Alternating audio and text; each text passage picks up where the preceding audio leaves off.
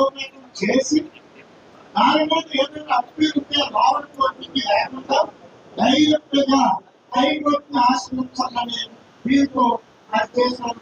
ఈ ప్రభుత్వం వచ్చినటువంటి దానివల్ల ఏంటంటే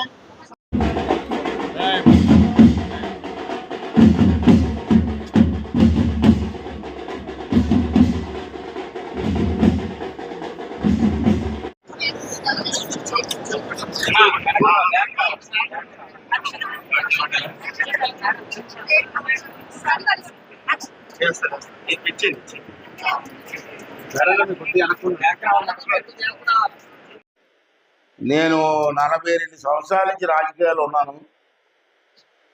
ఈ 11వ ఎమ్మెల్యేకి పోటీ చేశాను. నేను ఎప్పుడు కూడా చూడలేదు. ప్రభుత్వం వచ్చిన తర్వాత ఏదైనా కార్యక్రమం చేయాలంటే, కొత్త ప్రభుత్వం వస్తే కార్యక్రమం చేయాలంటే మినిమం 8 నెలలు పడుతుంది. నేను అన్ని సర్దుకోవాలా. మరి పాత ప్రభుత్వం చూసారు, మొత్తం అంతా దోచుకెళ్ళిపోయారు, డబ్బులు లేవు.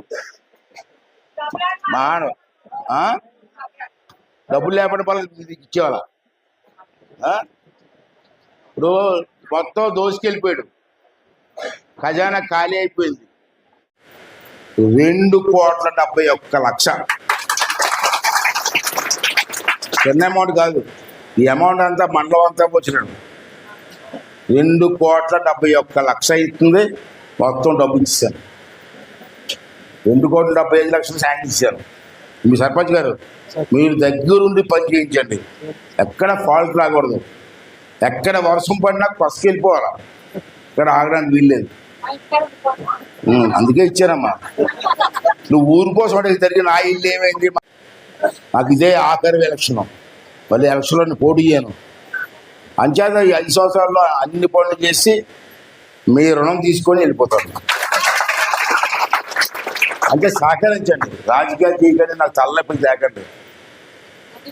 చేస్తే నేను తర్వాత మీ ఇష్టం, ఎవరు పెట్టుకొని పిలిపించుకోండి. నాకు ఈ 5 సంవత్సరాలు మాత్రం నాకు వయసు అవుతున్నా, ఆరోగ్యం బాగుపోయినా కష్టపడి పనిచేసి మీ గ్రామాలకు రుణపడి ఉంటారని చెప్పి, అందులోకి ఎక్కువగా మెజారిటీ వచ్చిన గ్రామాలకి, మొత్తం ఎక్కువ మెజార్టీకి వచ్చిన గ్రామాలకి ఫస్ట్ ప్రయారిటీ ఇస్తారని కూడా చెప్పి ఈ సందర్భంలో మనం చేస్తూ